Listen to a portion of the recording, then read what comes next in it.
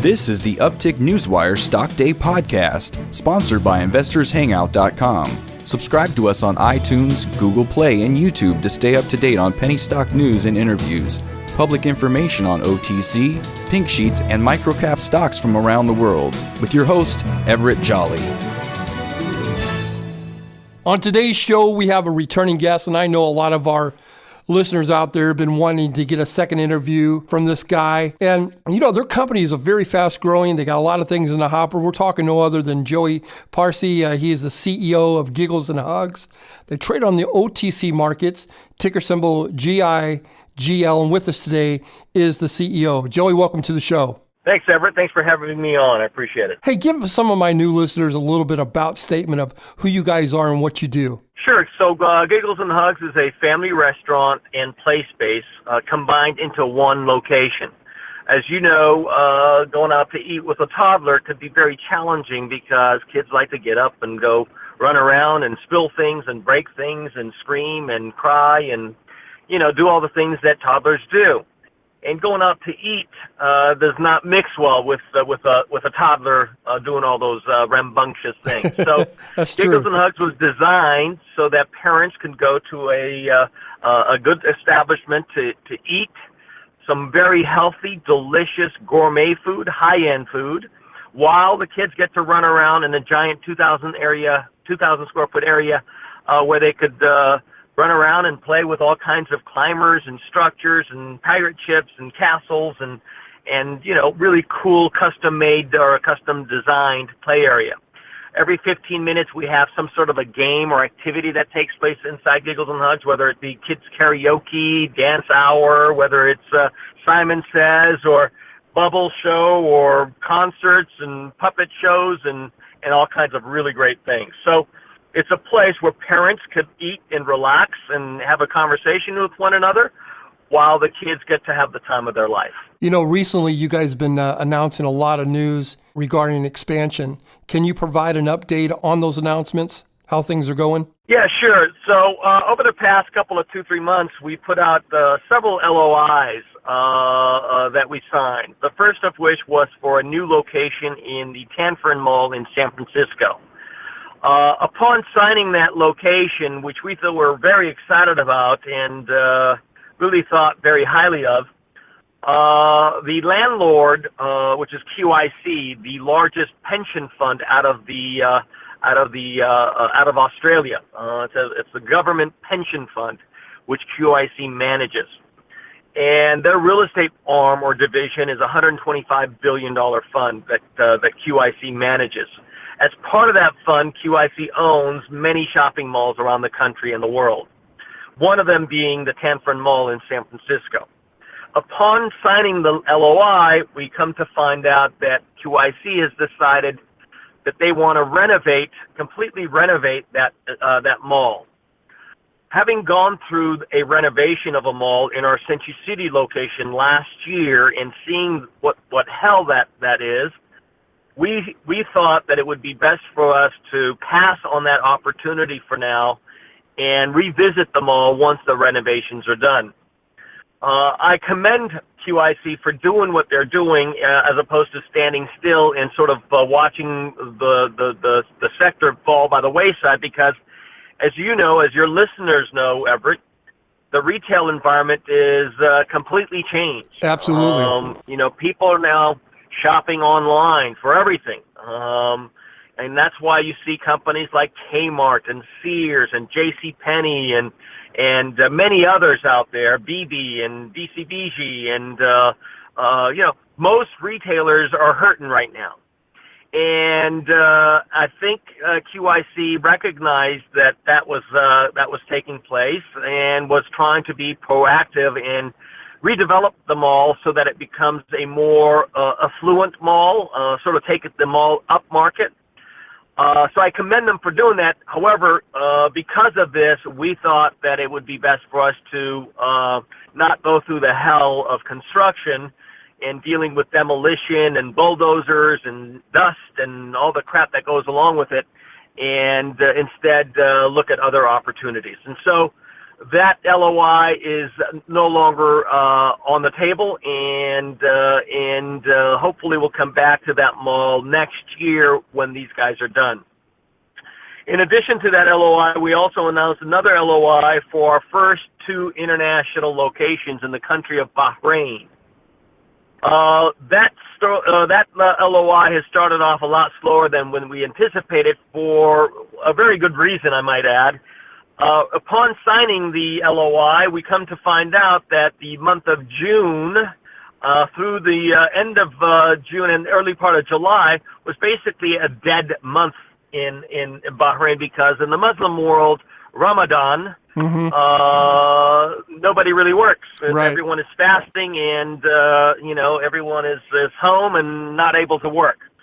And so we got off to a very slow start. And then subsequently, when things got back on track, in the LOI, we had given them 12 months from signing the area development agreement to open up the first store. And so they wanted to ensure and make sure that all the technical aspects of the project, all the questions that they had were answered.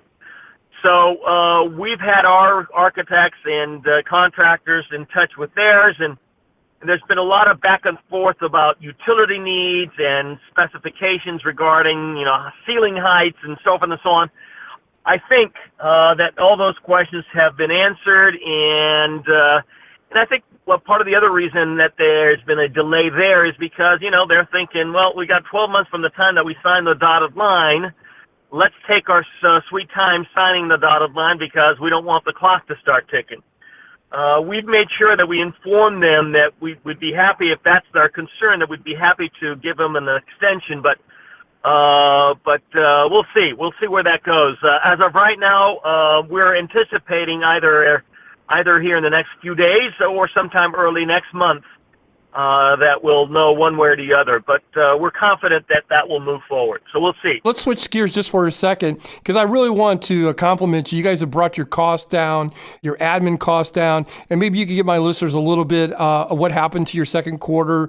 And it seems like things were up about 5% and cost was down over 40%. If you could elaborate a little bit on that. Yeah, absolutely. I think our sales in Glendale were up 4.5%, a little under 4.5% year over year. Our Topanga location was up 5% year over year, which is pretty darn good in this environment. When you look at some of our competitors, our costs decreased substantially. We've become more efficient, and we've learned how to be more efficient. And we had a lot of costs last year that we don't have this year. And as a result, operationally, things are humming along very, very nicely. The one highlight I think I would like to point out on last quarter's number is the EBITDA on the unit level for Glendale location at over 30%. Those margins, those net EBITDA margins on the unit level, is amongst the highest of any restaurant company, any publicly traded restaurant company. We hope that we can achieve and continue those results. I will be honest with you, I will doubt that we can sustain 30% margins, but if I can keep it in the high teens, low 20s, I think that puts us in the top echelon. And so the goal is to continue that kind of profitability or margins for our future locations. The 2 or 3 locations that we currently have been sort of our lab to figure out what to do, how to do things the right way, and what not to do, or if we do things the wrong way. And I think these margins, cash flow margins, sort of reflect our work over the past couple of years in getting these locations to be as profitable as they are. I should point out as well to you that, our locations are here in sunny Southern California, whereas Giggles and Hugs does best in extreme weather conditions. What I mean by that is, as a parent, if it's beautiful and sunny outside, you are out at the park with the children. You're at the beach. You're at, in your backyard swimming. You're doing outdoorsy stuff. when it's rainy and cold or snowy or really hot, you tend to be indoors at Giggles and Hugs. The same is true with birthday parties. You know, if it's a beautiful sunny day outside, you know that you can have your birthday party at the park or in your backyard. But if it's rainy or cold or extreme weather, you're doing it at Giggles and Hugs. And so as a result, extreme weather for us is a blessing. Yes. Being here in Southern California, we've had nothing but incredible weather. And so by being in locations in Seattle and San Francisco, we think that these margins that we're achieving here in Southern California could be outdone by a wide margin. I wouldn't be surprised to see 30 to 40% higher sales out of our Seattle and San Francisco locations when and if we get there, compared to what it is here in Southern California. So we're really excited about the potential profits that the company is looking towards in markets, like I said, with extreme weather, whether it be Seattle, San Francisco, Arizona, where you're from, or anywhere on the East Coast for that matter. So we're excited about the prospects of new locations in these markets. My guest today is Joey Parsi. He is the CEO of Giggles and Hugs. They trade on the OTC markets, ticker symbol GIGL. Now, I know you have a great management team, but you're also starting to put together a team supporting your brand ambassadors being Jillian Michaels, Tyra Mari. Can you give us any further details how that's rolling and what's the strategy on that? Sure. Yeah, so, my goal over the past 7-8 years has been to be very careful on how we expand, how fast we expand, as to not make the mistakes that some of our competitors have made. We want to make sure that we can walk before we can run. We want to make sure that our DNA is built into the culture of the company before we start to hand off the keys to franchisees. And so we've been very meticulous and purposely staying away from expanding too quickly because of those reasons. Now, I will tell you, we feel that we have all the pieces in place, we have the foundation in place in order to achieve all the expansion goals that we have set for ourselves. As part of that expansion, we wanted to make sure that we had the ability to bring on partners that could sort of amplify our voice and our message and what we bring to the table. Who we are, what we do, we wanted that to be sort of mass, the message we wanted to put out to the masses. And so as a result, we felt that by having some celebrities involved in the company, some celebrity ambassadors involved in the company, it will allow us to amplify that message to the country. And so last year we partnered with Michelle Steinberg, being one of the top PR people in the country and having worked with some of the biggest brands in corporate America, including like Chrysler and De Beers, Diamonds, and we brought her in the hopes of having her helping us launch our clothing line, our frozen food line, our merchandising in general. And as part of that, we wanted to bring on some celebrities to help us achieve that goal. Jillian Michaels, as you know, is America's fitness guru. But she's also an incredible entrepreneur and has invested in dozens of companies, many of which have become, worth hundreds of millions of dollars. She's very astute. She's an incredible businesswoman, but she's also a mother and a customer. And so it was a match made in heaven for us to have someone of her caliber that preaches our message. She believes in healthy lifestyle. She believes in being interactive with your children. She believes all the things that we stand for, Jillian stands for. And so when we had the opportunity to partner with her, we thought it was a match made in heaven.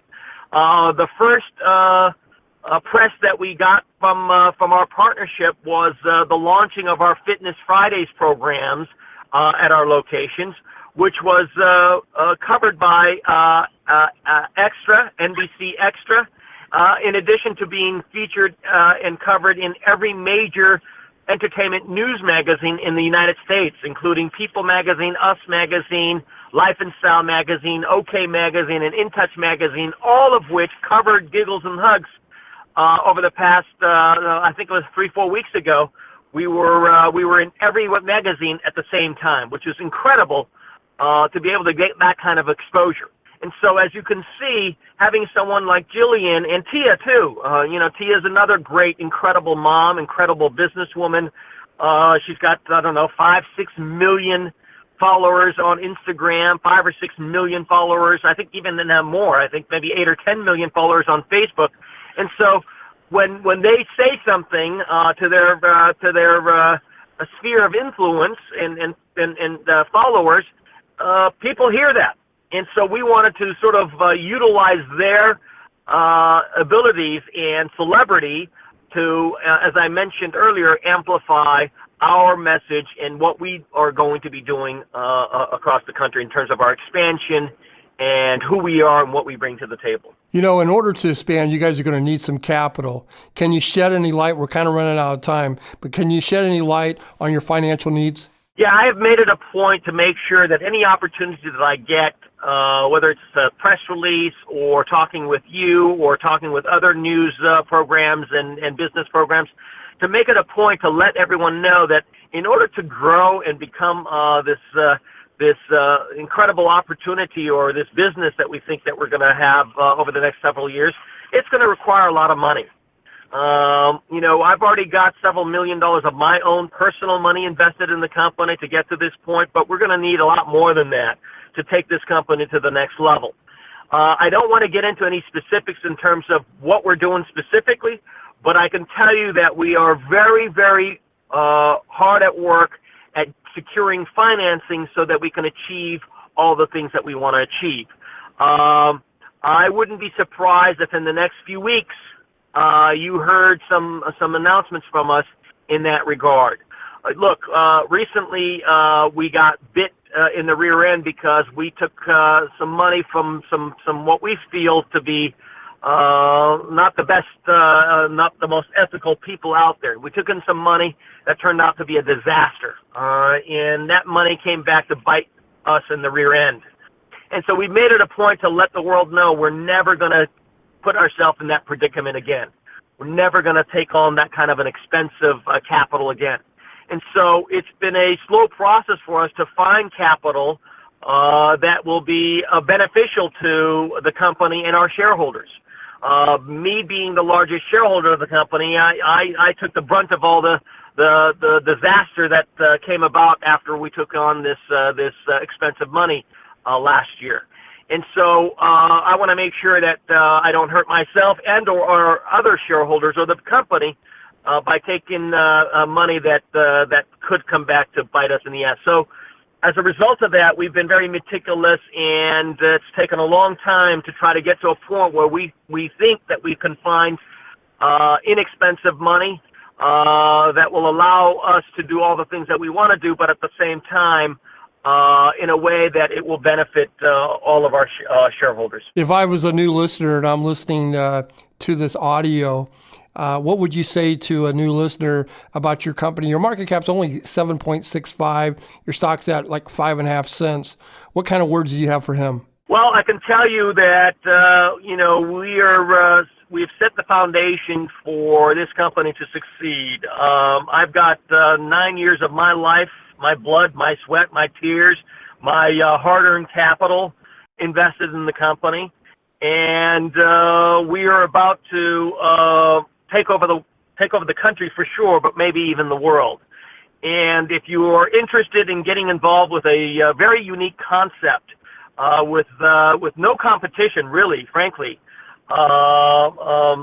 then this might be an opportunity for you to just get that, being able to get in on the ground floor of something that could become, for lack of a better example, the next Chuck E. Cheese or the next, Shake Shack or the next Cheesecake Factory or any of these, brands that have become iconic in our country.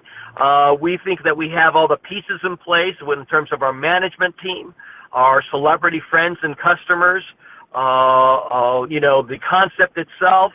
And as I mentioned, over the past 6-7 years, we fine-tuned the operations to a point where we now feel that we are ready to explode. And if you want to participate in that ride, then I urge you to look at us as a possible investment opportunity for your portfolio. Giggles and Hugs has been the company that's been on Stock Day today. We're highlighting them. With us is the CEO, Joey Parsi. I appreciate you very much coming on the show, giving us an update of what's going on with your company. I wish you nothing but continued success. Hopefully you'll come back on in 60 days from now and give us an update. Absolutely. I'd be more than happy to, Everett. I appreciate you having me on.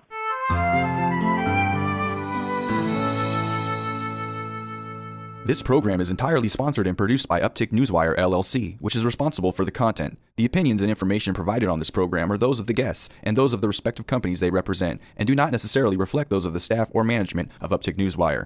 Uptick Newswire encourages all listeners of this program to do their due diligence and research when determining investment strategies that will work for them, or to seek the assistance of an investment professional. The guests of this program may have paid for its distribution and are not directly affiliated with Uptick Newswire or this station.